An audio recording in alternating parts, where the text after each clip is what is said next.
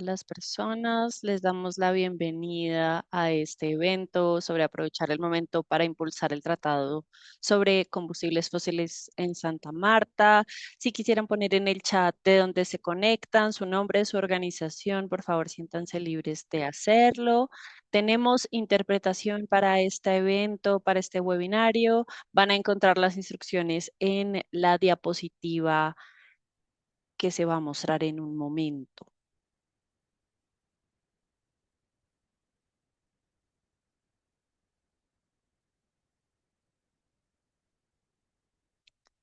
Tal vez podríamos avanzar en las diapositivas para mostrarle a las personas cómo pueden acceder a la interpretación.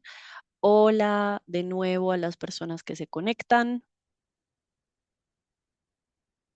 Les damos la bienvenida.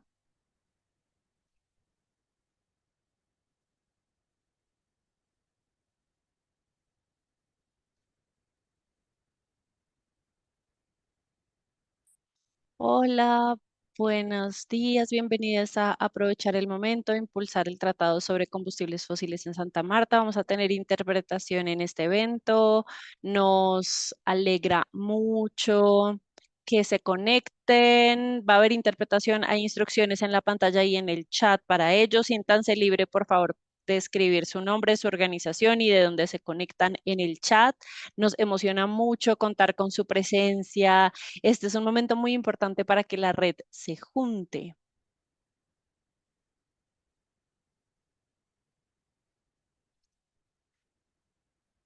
Entonces, las personas se están conectando lentamente al Zoom. Vamos a dar un poco de tiempo para que las personas ingresen a la llamada, enciendan la interpretación. Gracias por conectarse.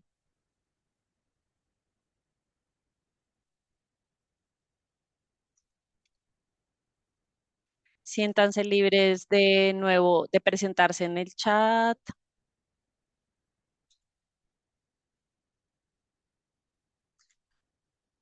Es muy maravilloso ver a todas las personas que se están conectando acá de la red en conjunto, en esta preparación ya para la conferencia que va a ser en una semana, 2 semanas, muy pronto.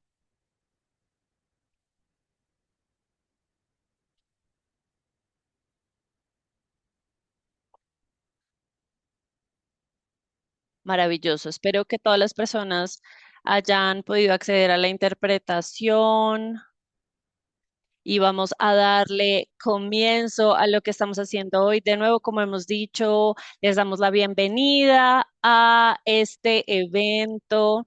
Como muchas de las personas sabemos, vamos a tener la primera conferencia internacional para abandonar los combustibles fósiles al final de abril. ¡Qué emoción!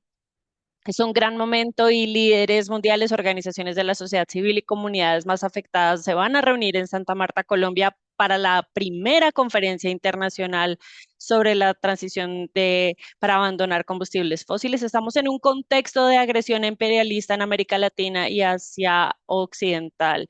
Y esto ha creado la mayor crisis en el suministro de petróleo y gas desde la década de los 70 y ahora se está entendiendo para causar estragos no solo en combustibles fósiles, sino en todas las cadenas de suministro. Por eso, en este momento estamos en un punto de inflexión donde se van a debatir y se le debe dar forma a las narrativas, prioridades y alianzas para la eliminación de los combustibles fósiles. Hoy vamos a estar hablando de cómo tener una señal política para iniciar la iniciativa de un tratado de combustibles fósiles de manera estratégica, cómo fortalecemos este impulso para la conferencia y más allá, y cómo nos garantizamos que hay participación de los estados que no están en la conferencia, van a hablar de la conferencia, de la estructura y eventos paralelos. Esto ha sido muy complejo y fragmentado, pero al mismo tiempo muchos aliados en el tratado están viendo claridad sobre cómo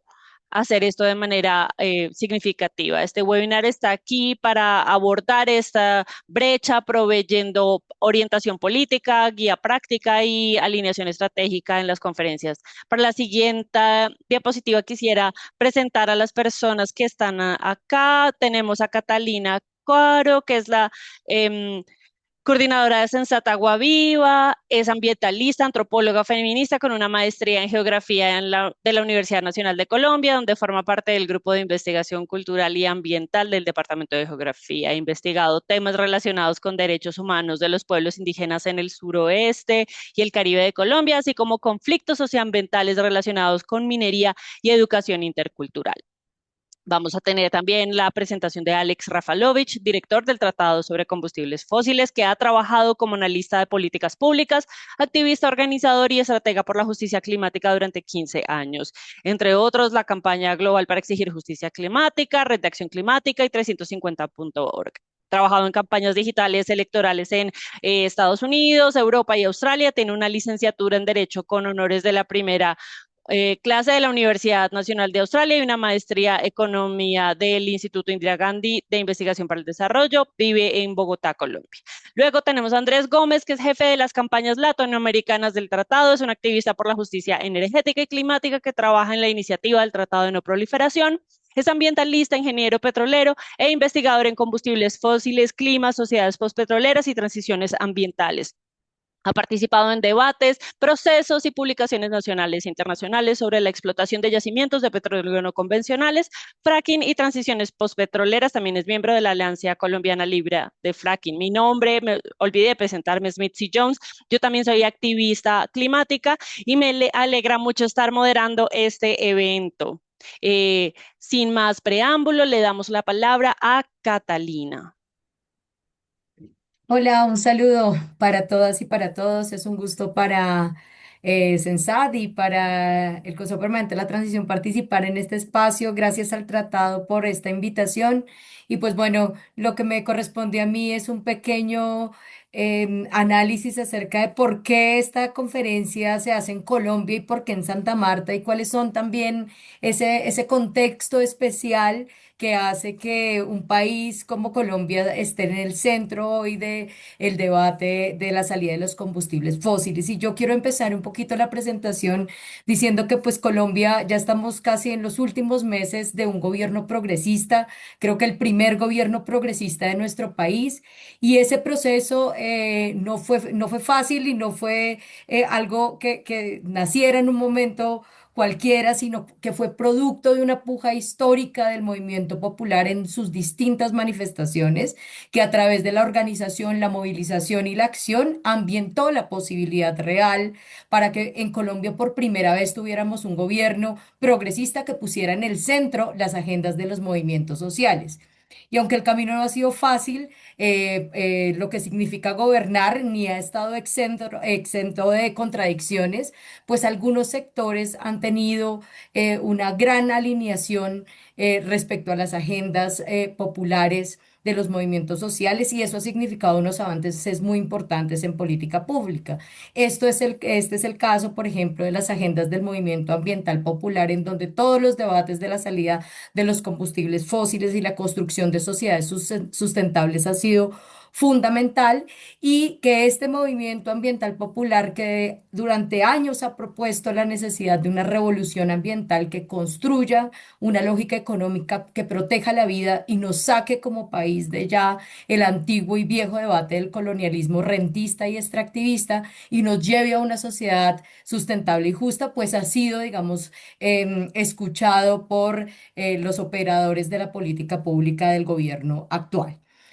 Quisiera decir que entonces la conferencia justamente es uno de esos pasos que se ha conseguido y una de esas acciones concretas en donde el gobierno nacional progresista se ha alineado con el clamor de muchas voces nacionales y globales que han pedido soluciones reales a la crisis climática y de biodiversidad y que han exigido a los gobiernos tomar medidas contundentes que protejan la vida. Y digo que se ha alineado porque es muy importante para nosotros desde la sociedad civil insistir en que esta es una agenda que llevan las organizaciones sosteniendo durante años, ¿no? Décadas, y que un gobierno como el gobierno de Gustavo Petro y Francia Márquez ha impulsado estas causas claramente cumpliendo un mandato popular y por eso la sociedad civil, organizaciones como nosotros y muchas más de las redes en las cuales hacemos parte y representamos, pues hemos venido participando en esta iniciativa. Decirles que también la conferencia de las personas que van a venir a Colombia y que van a poder estar aquí, pues se realiza en Santa Marta, que es una ciudad de un enorme simbolismo para el Caribe colombiano y suramericano, no solo porque allí se encuentra el macizo montañoso litoral separado de una cordillera, digamos, más alto de América del Sur, sino que es una zona que tiene un significado muy importante para la cosmología de cuatro pueblos indígenas que viven allí en la Sierra Nevada de Santa Marta, que es conocida como el corazón del mundo y pues que tiene, digamos, una importancia geoestratégica y natural, digamos, única en nuestro país. Esta zona, pues lamentablemente ha estado hace muchos años impactada por los extractivismos mineros y energéticos. Específicamente allí hay un puerto carbonífero que recibe el carbón térmico que se explota en la región del Cesar, que es una de las zonas de mayor explotación de carbón en Colombia. Y pues ahí está el mar y esto ha significado pues enormes contaminaciones y conflictos socioambientales alrededor de los temas de carbón. Entonces, es una zona importante, es una ciudad, digamos, con una sentido, con una importancia en Colombia muy clave y por eso pues también fue la escogida para poder recibir a toda la sociedad civil y a los gobiernos que estamos interesados en impulsar soluciones reales. Me pidieron también que hablara brevemente acerca del panorama político colombiano y aquí seguramente hay conectadas muchas personas colombianas y organizaciones colombianas, que es un panorama político pues singular a propósito de lo que hablaba al principio, de lo que significa una conferencia en una agenda tan importante como es la salida de los fósiles. En un año electoral en Colombia, pues digamos, estamos en un año electoral en donde ya se realizaron las elecciones parlamentarias, en donde el partido de gobierno, el Pacto Histórico, obtuvo el mayor número de escaños en su historia, que no significa la mayoría parlamentaria, pero que mantiene pues un equilibrio importante, muy parecido a la conformación del Congreso y del Parlamento anterior, pero que significa, digamos, la posibilidad de una gobernabilidad para un segundo gobierno progresista. Pero, pues digamos, nosotros durante todo el proceso, durante los 4 años que pasaron, pues sabemos que hubo muchas dificultades en la gobernabilidad parlamentaria y pues que es una de, digamos, de los desafíos que tendremos hacia adelante. También estamos a puertas de las elecciones presidenciales que se celebrarán en el mes de mayo con un candidato que seguramente varios de ustedes han escuchado, Iván Cepeda, que es el candidato del Pacto Histórico del Partido de Gobierno, que es el candidato, digamos, de el progresismo de las izquierdas, que es el único pues digamos, de frente a otros candidatos que son candidatos fundamentalmente de todo el espectro de la derecha, que está fragmentada, que sigue siendo poderosa y que en estos días justamente lo hemos visto en la prensa, ha estado reaccionando mucho a muchas, digamos, de las políticas públicas y de las propuestas alrededor de la necesidad de dejar los combustibles fósiles, de evitar que se expandan las fronteras extractivistas mineras y energéticas en Colombia. Y, por ejemplo, hay un gran debate alrededor de la explotación de yacimientos no convencionales, digamos que también ha sido central en la campaña política presidencial y que por lo menos nos muestra como dos proyectos políticos diferentes alrededor de esa sociedad colombiana que se quiere construir o que se espera continuar construyendo. Y al respecto es importante decir que pese de todas maneras a las dificultades que seguramente en todos los gobiernos se dan progresistas, pues nosotros desde la sociedad civil sí tenemos que reconocer que el gobierno ha venido trabajando en una agenda transformadora, con reformas importantes en ámbitos como el agua, la sanidad, las pensiones, el trabajo, y como lo decía al principio, en donde la agenda de lo ambiental ha sido estratégica, central y con ello también la agenda de la transición energética, en donde pues Colombia ha tenido un papel importantísimo, no solo produciendo política pública asociada a impulsar una transición energética con justicia en el país, sino también justamente a poner en el ámbito multilateral algunos debates que son importantes como este, como el de la salida de los combustibles fósiles y la necesidad también de una arquitectura jurídica, pero también multilateral, que nos ayude a tener soluciones reales, a entender la discusión de la transición energética como una discusión compleja que tiene unos componentes socioculturales y que también debe tener una perspectiva territorial, em, pues clave para poder justamente en el sentido de tener oportunidades reales y soluciones reales, pues un enfoque territorial que realmente responda a las necesidades de los territorios afectados durante tanto tiempo por los extractivismos minero-energéticos. Yo al respecto, ya para ir cerrando, porque creo que ya se me está acabando el tiempo, me pidieron también contar cómo ha sido el papel de la sociedad civil en todo este desarrollo de la conferencia. Y yo siempre insisto que la sociedad civil, toda diversa, ha tenido un proceso de largo aliento. Esta conferencia es un punto de llegada, no un punto de partida. De todas unas luchas territoriales que las organizaciones, no solamente nacionales, sino globales, se han tenido frente a la necesidad de la salida de los combustibles fósiles y también de la construcción de alternativas y forma de gestión de los bienes comunes de manera comunitaria y de manera justa, ¿no? Allí como sociedad civil hemos participado en el espacio de la Cumbre de los Pueblos, en donde hemos venido desde muchos lugares, específicamente desde el Consejo Permanente de la Transición, también desde juntanzas como CAN y como DCJ, coordinando la participación, las metodologías, la importancia de que estos espacios sean diversos, que podamos hablar en nuestros distintos idiomas, con nuestros distintos pensamientos, ¿cierto? Alrededor cómo salir y cómo construir soluciones verdaderas a la crisis climática. Y en ese sentido, pues varias personas de la sociedad civil, en el caso de colombiano, pues en el Consejo Permanente de la Transición también hemos hecho talleres territoriales para que los procesos territoriales también participen de manera activa en la conferencia y que podamos tener esas soluciones, esas transiciones que también se vienen dando en los territorios, que se han venido construyendo desde el ejercicio popular, que sean visibles también en este espacio, que es un espacio multilateral, pero como digo e insisto, es un punto de llegada, no un punto de partida. Y ya para ir finalizando, yo quisiera decir que una de las principales oportunidades que tenemos es cómo podemos seguir construyendo de manera conjunta, ¿no? Estas horizontes y sobre todo estas propuestas claves que no solo están como en estas tres líneas que ha trabajado el gobierno nacional, que seguramente y que ha propuesto el gobierno colombiano y el gobierno holandés para que trabajáramos en el marco de la conferencia, sino que hay otras propuestas que nosotros hemos venido teniendo que también se han puesto allí, entonces podernos encontrar globalmente para seguir avanzando en esas propuestas. Hemos necesitado, y digamos, ha sido una de las principales demandas de parte de la sociedad civil, es cómo garantizar una participación vinculante.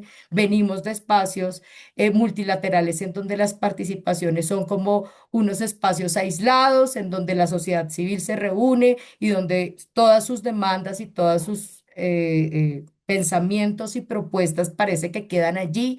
Nosotros hemos insistido en la necesidad y creo que es una oportunidad y también un desafío de esta conferencia y es que la participación vinculante sea efectiva y que realmente sí signifique transformaciones en las agendas de los gobiernos, entendiendo que este debate no es un debate solamente de los gobiernos, sino que ha sido un debate de los movimientos populares y yo creo que la mayor necesidad es pedir soluciones verdaderas. Nosotros desde la sociedad civil hemos seguido pujando para que no se sigan proporcionando falsas soluciones que no cambian completamente, digamos, la raíz de lo que ha generado la crisis climática y la importancia de que el debate tanto la tecnocracia fósil como el debate de salir de los fósiles sea real, sea y tenga y contenga medidas expeditas, multilaterales y también en lo nacional, medidas y políticas públicas expeditas. Entonces, pues esas son quizás los principales desafíos que vemos y esperamos que las personas que están participando en este webinar, pero todas las personas que estemos aquí, pues podamos participar en esta conferencia, entendiendo que queda mucho también hacia adelante, que es la presión, por ejemplo, hacia la necesidad de que una iniciativa como el Tratado para la no proliferación de los fósiles se consolide y para garantizar, decía nuestra ministra, ella insistió mucho en las conferencias de prensa que es el momento para tomar decisiones, es el momento para que nos encontremos las personas que estamos convencidos, decía la ministra, los países que están convencidos. Desde la sociedad civil para nosotros es fundamental que los que no están convencidos también podamos seguirlos presionando porque los que no están convencidos quizás son los mayores responsables de esta crisis que vivimos y necesitamos que globalmente se siga presionando para que asuman sus responsabilidades y se transformen de cara a superar una crisis civilizatoria como la que vivimos. Muchas gracias.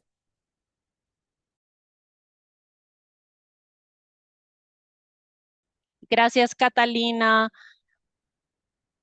Gracias por ese recordatorio sobre la sociedad civil y la necesidad de que la sociedad civil es la que nos lleva hacia adelante, el hecho de que tenemos que seguir trabajando, seguir construyendo impulso.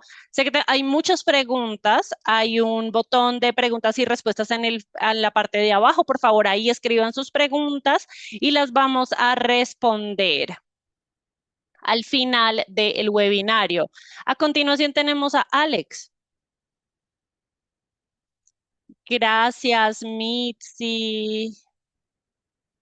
Yo voy a hablar en inglés, pero quiero agradecer a Catalina por esa gran introducción que nos trae al contexto de Colombia, mi hogar adoptivo, y también Sensat, que ha sido un agente de cambio y lucha social en Colombia. Su trabajo ha sido muy importante en centrar una visión post-extractivista y resistir a la extracción de combustibles fósiles. Ha sido uno de nuestros primeros aliados en Colombia y una de las primeras organizaciones que hace incidencia para el tratado. Entonces, ¿qué es el tratado?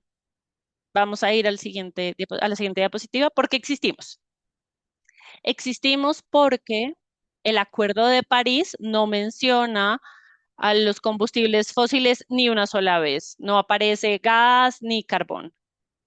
Las negociaciones internacionales y la cooperación internacional en el clima se han enfocado en las emisiones, al final de la línea, que es la combustión, y es muy importante, tenemos que reducir nuestro consumo y combustión de combustibles fósiles, pero si vamos a hablar de la crisis y de la crisis climática, de la crisis ecológica, tenemos que reconocer que esto es gestado por los combustibles fósiles. Entonces tenemos que cortar todos los lados, tenemos que atender la demanda y la oferta, porque no podemos confiar solamente en una lógica neoliberal de mercado en la que se envía la idea de que si hay menos demanda va a haber menos oferta. La verdad es que la industria de combustibles fósiles es uno de los actores políticos más fuertes y más enranchados en la geopolítica. Lo hemos visto con las acciones ilegales de Estados Unidos e Israel en Irán. Tenemos que llegar a un acuerdo para atender la oferta de manera internacional y tenemos que hacerlo por razones climáticas, pero también lo tenemos que hacer para asegurar que hay una transición económica y social justa. Sin esto, muchos países del sur global no van a poder planear, realizar e implementar una transición fuera de los combustibles fósiles. Y si vamos a la siguiente diapositiva, podemos ver parte de esta lógica. Estos son países que están organizados por ingreso, entonces entre más arriba estás en la gráfica, es que recibes más ingreso nacional neto per cápita y luego está organizado también por una dependencia, una evaluación de dependencia. Esto hecho por colegas de la sociedad civil que observaron qué porcentaje de presupuestos nacionales vienen de los combustibles fósiles, ¿no? Regalías, rentas, dividendos, y qué porcentaje de labor y recepción de labor trabajo está asociada a los combustibles fósiles. Nos dan un porcentaje, entonces, entre más a la derecha estés en el eje X, es porque dependes más de los combustibles fósiles. Y la propuesta que se hizo por esta revisión de su sociedad civil es que si creamos un límite claro para los combustibles, para la extracción de combustibles fósiles, para que se alinee con este objetivo del 1.5, podemos lograr identificar años de transición dependiendo de la dependencia. Hay países como Irak, Angola, que van a necesitar mucho más tiempo para lograr esta transición versus países que dependen mucho menos, como China, Italia o Noruega, que necesitan menos tiempo. Pero también hay algunos países que per cápita tienen un ingreso muy alto que el resto del mundo y tienen bastante desarrollo económico y esos estados deben estar haciendo contribuciones para asegurar que la transición es fácil. No hay mecanismos en el sistema internacional que puedan iniciar cualquier conversación así. Entonces, esto es uno de los motores para un llamado para el tratado. Ese llamado se ha hecho desde hace 5 años por las organizaciones que están en esta llamada, por alcaldes, gobernadores, líderes de pueblos indígenas, sindicatos, líderes religiosos, y se une la Organización Internacional de la Salud, y ese llamado ahora está siendo liderado por 18 países que están llevando discusiones sobre cómo se podría ver este tratado y cómo podemos avanzar para lograrlo. Y en esas discusiones, uno de los elementos que los países han discutido es el reto de eh, traer y discutir esto en las COPs, ¿no? En la COP en la Convención Marco. Y por el proceso mismo de llegar a consenso, es muy difícil traer nuevos temas y específicamente el tema de combustibles fósiles ha sido bloqueado por algunos países desde hace mucho tiempo. Y el reconocimiento de la necesidad de transición fuera de los combustibles fósiles ocurrió por primera vez en Dubái en la COP28, pero el lenguaje era sobre la necesidad de transformarse solo en sistemas energéticos y no habla sobre obligaciones específicas para países, ni moviliza la conversación hacia la discusión de cuáles son los mecanismos.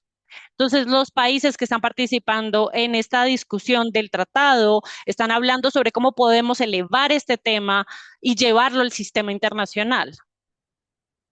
Y hay dos formas. Una es avanzar en la Convención Marco, pero también ver otros foros donde este asunto se pueda traer, tal vez una resolución de Naciones Unidas o en UNEA, que es esa asamblea ambiental. Entonces, esa es una línea de trabajo y la otra era tratar de catalizar un proceso independiente o dedicado para hablar sobre la transición de combustibles fósiles. Y, por ejemplo, pensar en un proceso paralelo y complementario podría permitir a los países que están comprometidos con este asunto a iniciar conversaciones de forma más profunda, que pueda permitir el desarrollo de mejores mecanismos y mejores formas de cooperación internacional. Esta idea es liderada por el gobierno colombiano y el gobierno holandés de Países Bajos y la conferencia, y de ahí surge la conferencia. Esta es la primera conferencia internacional sobre combustibles fósiles.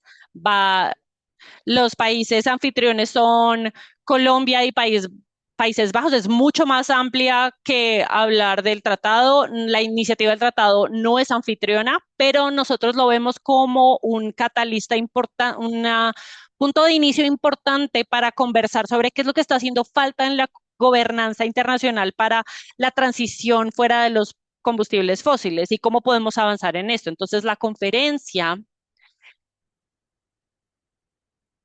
creo que hay muchas palabras muy importantes en el título, pero una que es muy importante es la primera.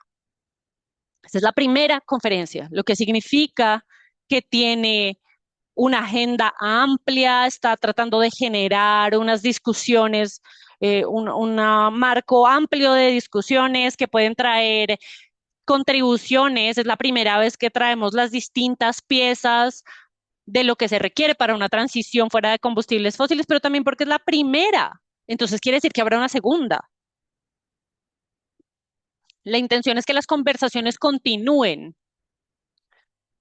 Y Tuvalu ha dicho que quisieran ser la segunda, los anfitriones de la segunda conferencia. Entonces, los resultados de esta conferencia en Santa Marta esperamos que creen propuestas ambiciosas, visionarias y pioneras que puedan impactar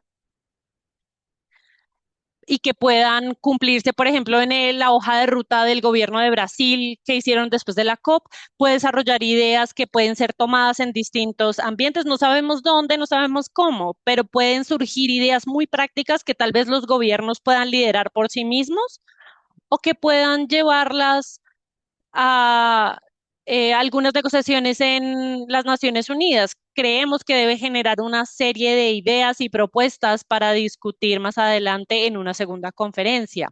Y eso es lo que vamos a estar solicitando. Siguiente diapositiva, por favor. Entonces, la agenda para la conferencia tiene tres pilares, como se ha dicho por el gobierno de Colombia. El primero es la superación de la dependencia económica de combustibles fósiles, hablando sobre los distintos estados de distintos gobiernos para los que tienen una dependencia financiera o fiscal. Muchos del ingreso nacional viene del sistema de combustibles fósiles, ¿no? Entonces, ¿cómo podemos planear que haya una transformación y transición económica? Creo que hubo un estudio por ActionAid el año pasado que mostraba que 3% de todo el financiamiento climático estaba dirigido hacia la pregunta de transición.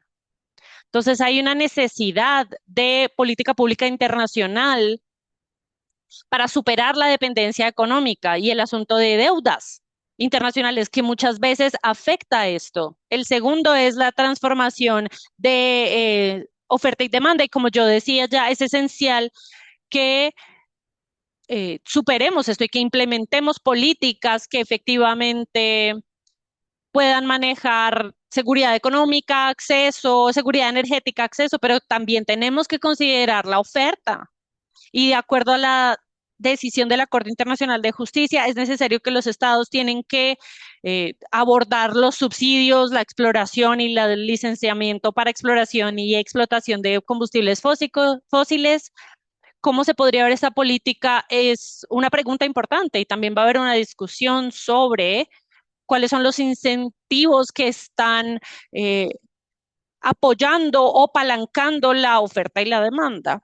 Y luego podemos ver la eh, flecha roja, que es muy importante, es cómo podemos avanzar en la cooperación internacional y la diplomacia climática. Y eso es una parte de la agenda donde creemos que hay una oportunidad única para poder tener discusiones sobre un tratado de combustibles fósiles. Claramente es un tema que representa una brecha en el sistema internacional, así como hay una brecha en la gobernanza de la oferta y la extracción y las preguntas sobre esto. Es algo que ha sido retador, dado el alcance del mandato de la Convención Marco, y esta es una oportunidad para todas las personas que estamos acá como participantes de las discusiones previas, pero también para los gobiernos que van a atender, poder tener una conversación honesta, franca y abierta sobre cuáles son las brechas, cómo las podemos cerrar y cómo se podría hacer este tratado. Desde nuestra perspectiva, claro, somos la iniciativa que está llamando a este tratado. El tratado es una de las soluciones únicas que realmente le habla a la agenda como como estructural. Sabemos que hay muchos temas en la transición fuera de los combustibles fósiles. Sabemos que todos ustedes están haciendo lo que pueden para atender esos asuntos y estamos llamando a que reconozcamos esta oportunidad única para hacer el llamado al tratado. Sabemos que el tratado no es la solución, la panacea que va a solucionar todo, pero la conferencia de Santa Marta, con una agenda que hable sobre esta brecha de implementación y gobernanza en la transición, es un lugar único para poder tener las consideraciones más amplias y de más alto nivel sobre la posibilidad de un tratado. Y para cerrar, también quería anotar que tiene que hablarse sobre las barreras legales, como por ejemplo las disputas de inversión y la forma en la que se atienden a nivel internacional. También abordar ISDS es algo que tenemos que hablar en la red, lo hemos venido hablando, muchos de nosotros nos gustaría verlo considerado en el desarrollo de un tratado en sí mismo. Gracias. Gracias, Alex. Gracias por recordarnos por qué estamos hablando del tratado, porque es una oportunidad única para avanzar en el tratado y todas las formas en las que tenemos que estar observando la transición justa de combustibles fósiles, no solo desde la industria energética, sino también desde la sección económica. A continuación, como recordatorio, si quieren hacer preguntas, hay un botón de preguntas y respuestas que dice preguntas y respuestas que les permite poner allí las preguntas. Algunas van a ser respondidas, otras las vamos a intentar responder al final de esta llamada.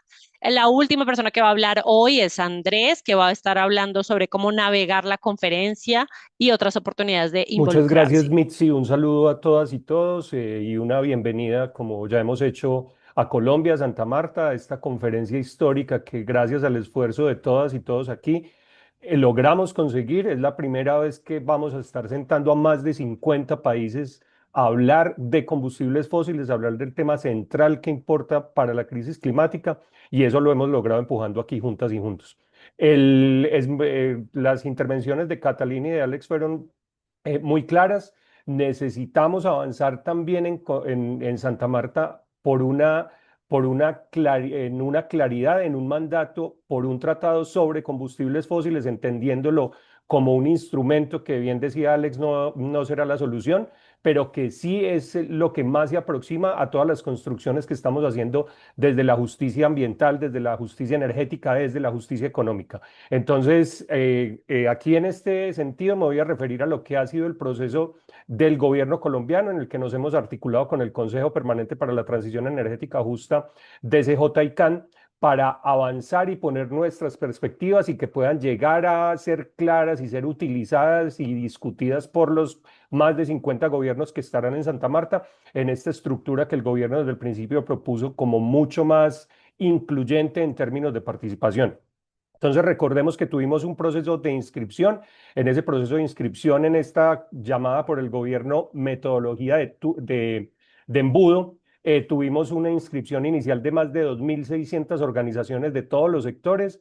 Estas 2.600 organizaciones fueron invitadas a contribuir con insumos escritos para todo el proceso. Estos insumos escritos se pudieron hacer llegar hasta el 14 de marzo.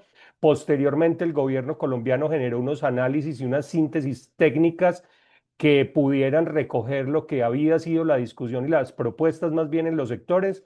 Luego también nos propuso unos diálogos virtuales por capítulos, por sectores.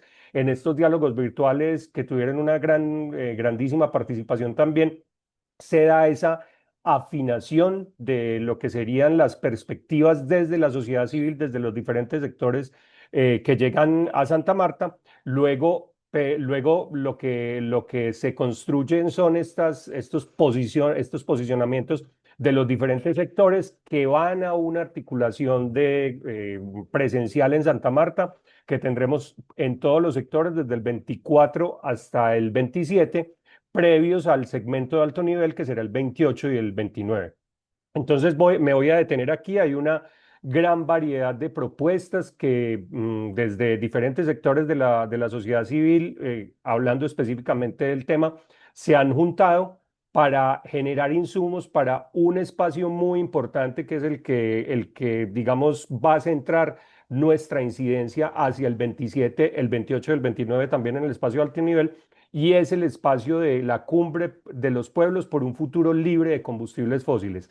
Ese espacio que se está articulando desde el Consejo Permanente para la Transición, que aquí está Catalina desde Sensati del Consejo haciendo parte y resalto el trabajo que ha sido tan importante del Consejo, de ella y de Amarilis Llano del movimiento Cesar sin fracking y sin gas, para construir esta gran posibilidad, lo mismo que desde DSJ, Ali y a Tasnim desde CAN, cómo hemos podido llegar a este espacio en el que además se van a juntar propuestas, declaraciones, hojas de ruta, todo esto que será, digamos, integrado al proceso oficial, digamos, a la reunión oficial del sector que se va a tener el 27, lunes 27 en Santa Marta, en el que estarán 250 personas participando. Entonces, en esta reunión de estas 250 personas se van a elegir y se elegirán entre los sectores dos personas, una persona que habla, una persona que será acompañante para el segmento de alto nivel. Estas personas van a tener la grandísima responsabilidad de llevar todas estas discusiones, todas estas perspectivas desde los diferentes sectores para que nutran y se posicionen en el segmento de alto nivel. Aquí tenemos que hacer una importante distinción y es cómo no hay algún tipo de, digamos que podemos distinguir bastante bien cómo es esta participación con respecto a lo que ha sido siempre lo que podemos, lo que hemos sido testigos y son las discusiones en el marco de la Convención del Clima, en la que la participación de la sociedad civil pues es casi que la de última opción. Entonces creo que esto es bien importante. Y tenemos que insistir que es fundamental que llevemos digamos, empujemos esta propuesta por un tratado sobre combustibles fósiles desde los diferentes sectores para que pueda posicionarse adecuadamente en el espacio de alto nivel y que pueda contrarrestar las intenciones que pueden tener otros bloques de países que no quieren asumir su responsabilidad histórica en la crisis climática y en la producción y el enriquecimiento a través del capitalismo fósil. Entonces creo que es bien importante resaltarlo, los resultados de la conferencia, entre ellos va a ser un documento que será llevado a todo el proceso de la Convención Marco y que pretende ser el primer documento que genera y que acumula todas las perspectivas de las condiciones habilitantes que hay hoy por una salida de combustibles fósiles. Este ha sido la metodología de embudo, como les decía. La siguiente, por favor. Y aquí entonces quisiera que el next slide, please. Aquí quisiera entonces mostrarles pues como en general lo que va a ser el programa oficial. 24 y 25 de abril será el diálogo académico, será también el diálogo, parte de los diálogos de sociedad civil, también de sindicatos, también de sectores interreligiosos, en fin, de todos los sectores que estarán allí. El 26 estará el capítulo de parlamentarios, también la Asamblea de los Pueblos por un Futuro Libre de Combustibles Fósiles. El 27 será este espacio de diálogo entre los diferentes sectores, el sector de pueblos indígenas estará aparte y el 28 y el 29 el segmento de alto nivel. La siguiente, por favor. Estamos esperando tener una visibilidad muy pronto y eso lo haremos en nuestra página, en la página de la articulación de la sociedad civil, en la página del tratado, para poder entender y vislumbrar todos los espacios que se están dando alrededor de Santa Marta. Entonces, les agradezco mucho, quisiera invitarlos a que visiten estas páginas. El siguiente slide, por favor, para que nos informemos y que estemos cada vez más juntas, juntos, unidos en estas demandas que necesitamos hacia la primera conferencia histórica sobre la salida de una transición más allá de los combustibles fósiles. Aquí les dejamos este video en el que pueden estar viendo, en el que verán nuestra página, la página de la cumbre y digamos donde se va a recopilar y donde se va a centrar toda la información que necesitamos hacia Santa Marta, que no sé si yo no la estoy viendo, pero está funcionando o no. Allá. Entonces aquí un evento muy, muy importante durante el 28 del 29 que debo resaltar aquí es que quienes no estarán como observadores y quienes que no vayan a estar el 28 del 29 en el segmento de alto nivel, que puedan acercarse a la casa del tratado en un intento que haremos de continuar con esta articulación entre las diferentes redes. Los 2 días tendremos también allí la oportunidad de tener, si es posible, la transmisión en vivo del segmento de alto nivel y de continuar construyendo colectivamente estas estrategias desde los movimientos climáticos globales para una salida justa, equitativa de los combustibles fósiles. Muchas gracias.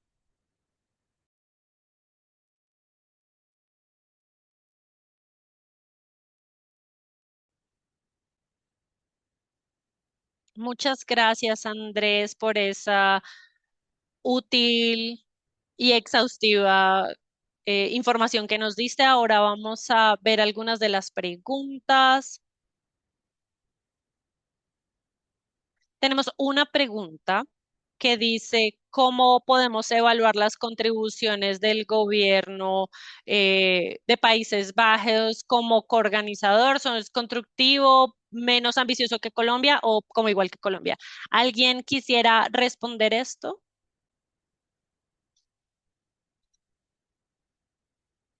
Gracias, Larry. Creo que el gobierno de Países Bajos tomó un rol de liderazgo y una oportunación de liderazgo y lo han hecho para asegurar que la conferencia ocurra. No hay mucha visibilidad frente a, ¿saben qué es lo que podrían estar haciendo o no tras bambalinas? Sabemos que muchos gobiernos europeos mostraron preocupación frente a esta iniciativa y lo hicieron por muchas razones. Muchas veces es que les preocupa una competencia con el Tratado de París. Creo que muchos miembros de esta red europea, pues muchos miembros europeos de esta red también les preocupa que un tratado enfocado en la equidad va a crear obligaciones específicas a gobiernos europeos, dada la responsabilidad que tienen y eso es retador para muchos gobiernos.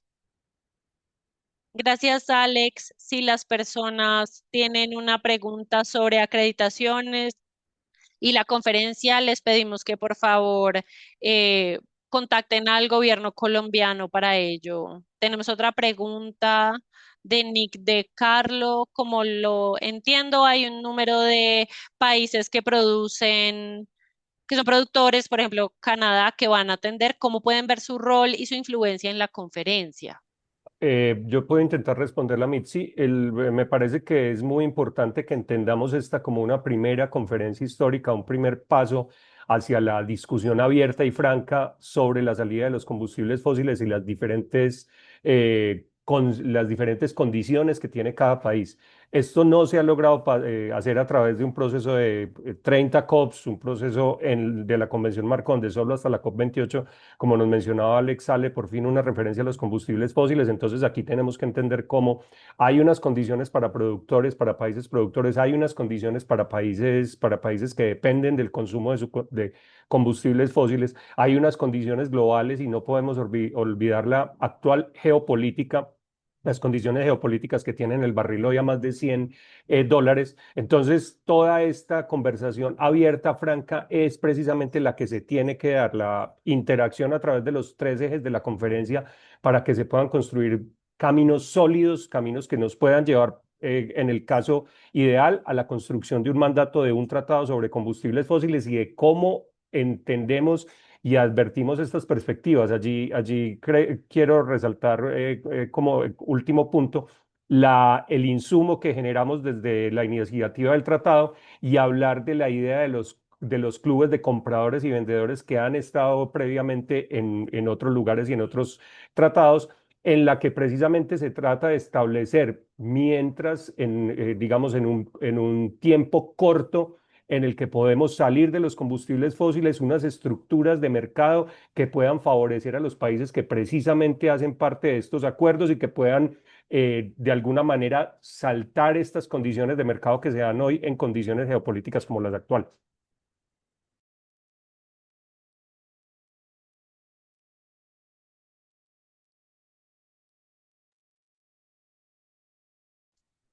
Gracias, Andrés. Una pregunta muy importante, porque sabemos que, pues, queremos asegurarnos que tenemos una transición justa y real. Tenemos una pregunta de Thomas Finger y tal vez, Cata, tú la puedes responder considerando los eventos recientes en Estados Unidos que vulneran los derechos de soberanía internacional de las naciones del sur. ¿Cómo podemos seguir adelante en la lucha por una transición justa cuando el derecho internacional y la colaboración se ven socavados por el poder bélico directo? Y en esto, las organizaciones y los actores de la sociedad civil se sienten menospreciados y temen las amenazas de la poderosa industria petrolera. Bueno, es una pregunta que creo que la conferencia nos va a pedir y darle el espacio para responderla en conjunto. Yo lo que diría desde la sociedad civil y desde el movimiento social es que la solidaridad internacional, el trabajo de los pueblos, la juntanza entre los pueblos y la posibilidad de seguir poniendo las agendas que durante tantos años las comunidades y los procesos han venido haciendo. Yo siempre insisto en que la transición viene siendo también hace varios tiempo en los territorios. Entonces, frente a un multilateralismo que está, digamos, en un proceso de desboronamiento, que no es menor, pero yo sí creo que las soluciones desde donde vienen, ¿no? Sí necesitamos y encontramos en estos espacios multilaterales potencialidades para los diálogos, pero las soluciones vienen del trabajo territorial, de las posibilidades que tienen los pueblos para construir alianzas, para construir solidaridad. Yo diría que frente a un momento también sociocultural tan complejo, porque no es solamente geopolítico, sino que todo está digamos, arreciamiento de un modelo imperial, de una lógica imperial, de una forma de entender lo humano tan difícil, tan desigual. Yo creo que es el momento en donde todas estas cosmologías, todas estas formas de construir y ver el mundo pueden salvarnos, ¿no? Entonces, yo creo que es una pregunta difícil, pero yo lo que diría desde aquí es que mantenernos en firme en una lucha que es de largo aliento. Creo que puede ser interesante no perder esa capacidad que tienen los pueblos de enfrentar y de juntarse para construir esperanza, ¿no? Que creo que eso es clave.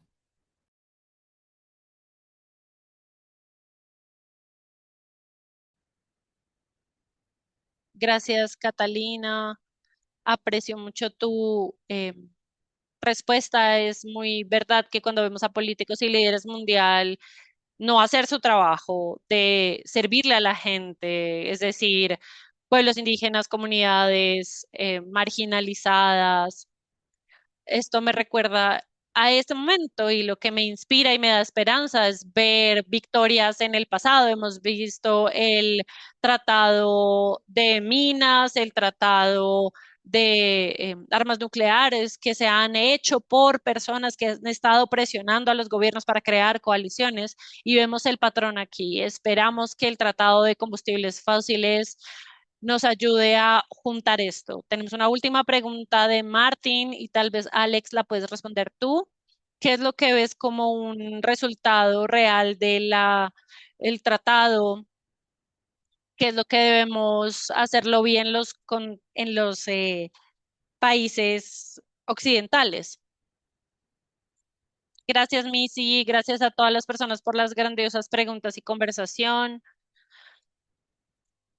Creo que los resultados que queremos lograr son que en los diálogos y espacios consigamos una articulación real del problema, que tengamos las preguntas y que haya una propuesta que debe ser considerada, que es la idea de un tratado.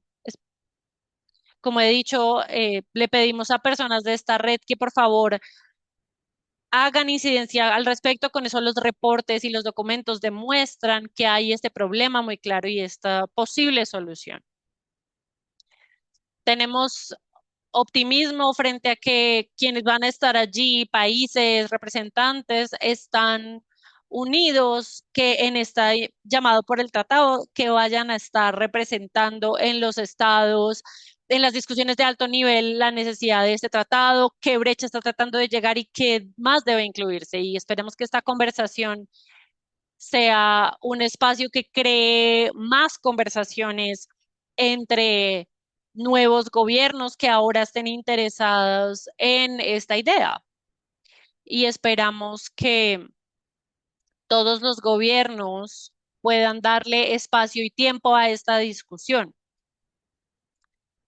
Que la conferencia de Santa Marta no es un espacio de negociación, no vamos a conseguir negociaciones, no vamos a conseguir resultados de negociaciones, pero es importante darle un espacio a conversaciones que nos puedan ayudar a entender el problema real y las oportunidades para una solución.